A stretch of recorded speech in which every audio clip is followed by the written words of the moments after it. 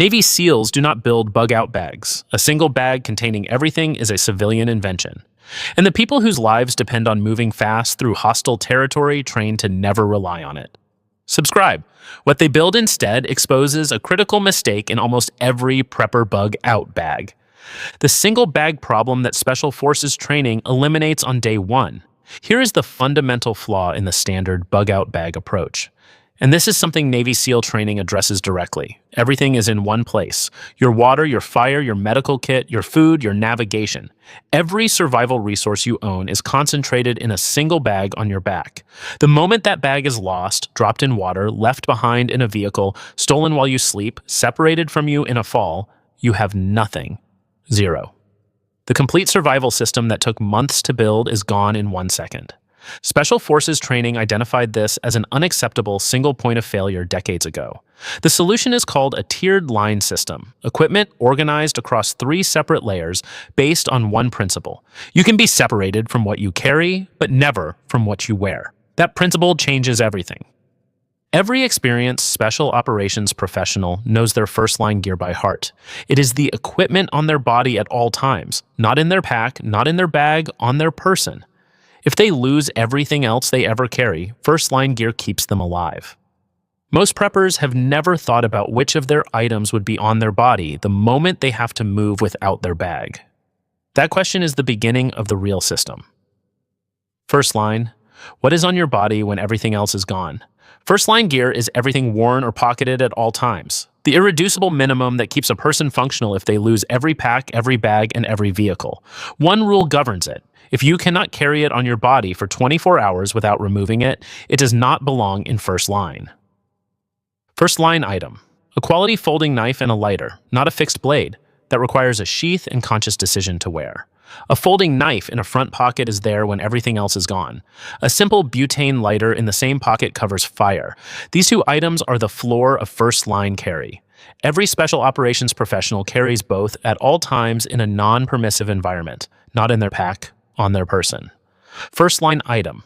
A small tourniquet worn on the body. A tourniquet stored in a bag is a tourniquet that may not be reachable in the scenario that requires it. A vehicle rollover, a fall, a combat situation where the bag is inaccessible. Special Forces medical training places a tourniquet on the body itself, wristband, ankle, or belt clip, specifically because a life-threatening bleed requires a tourniquet in the first 60 to 90 seconds, and that window does not allow for bag retrieval. First-line medical is a tourniquet on the body, not in the bag. First-line item. Cash and a physical ID in a waterproof sleeve. In any evacuation or emergency movement scenario, cash and identification solve problems that no piece of gear can solve. Fuel, shelter, passage through checkpoints, access to assistance. These 2 items in a waterproof sleeve worn in an inside pocket or on a belt are first-line carry. The bag that contains your wallet is a bag that can be lost. An inside pocket is not. First-line item. A phone with an offline map downloaded and a small backup battery. A phone with offline navigation maps downloaded before an emergency is a navigation device that functions without cell towers or internet. A small flat backup battery, the credit card-sized variety, keeps it charged for an additional full day, both in a pocket, both available if every bag is lost. First line is not about survival for weeks. It is about survival and mobility for the critical first hours when everything can go wrong simultaneously. 4 categories. All worn or pocketed, all available the moment you stand up from wherever you are.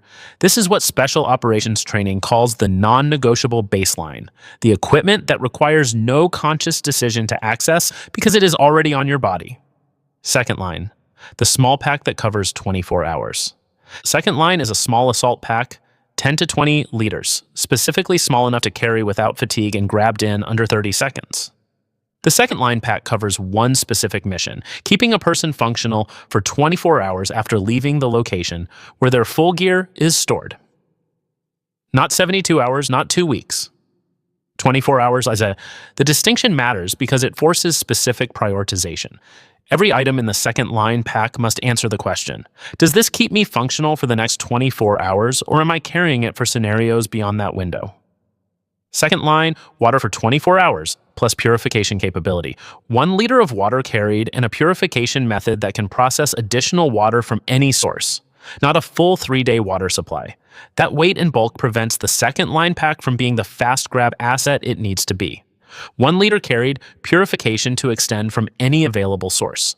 That is the second line water solution. Second line, 24 hours of calorie-dense food, nut butter packets, energy bars, or any food providing 1,500 to 2,000 calories in a compact form.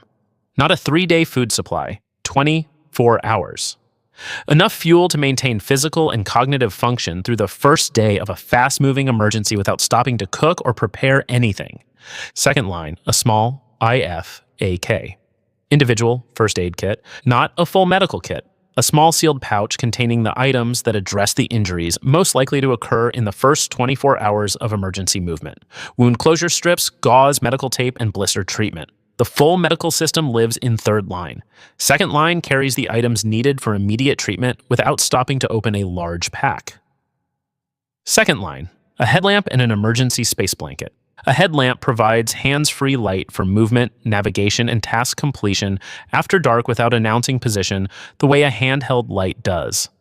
An emergency space blanket folds to the size of a deck of cards and provides thermal protection in any environment where overnight shelter is unavailable. Both are second-line items because both address immediate 24-hour survival needs that cannot wait for third-line access. The second-line pack can be grabbed in the dark in 15 seconds. It has everything needed to stay functional for 24 hours after leaving every other piece of equipment behind. That is its only job.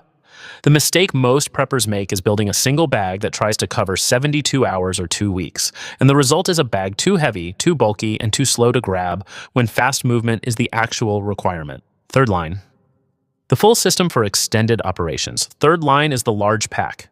The sustainment system for operations beyond 24 hours. In Special Forces application, this is a full rucksack. In civilian preparedness, it is the traditional bug-out bag, but built correctly with only what belongs in it. The third line contains everything not in the first or second line. Extended food and water, shelter system, full medical kit, tools, communications. It is a deliberate carry, not a fast grab asset, loaded into a vehicle or transported when there is time to move it properly. The system that Navy SEAL and Special Forces training produces is 3 layers with 3 distinct missions. First line keeps you alive if you lose everything. Second line keeps you functional for 24 hours on the move.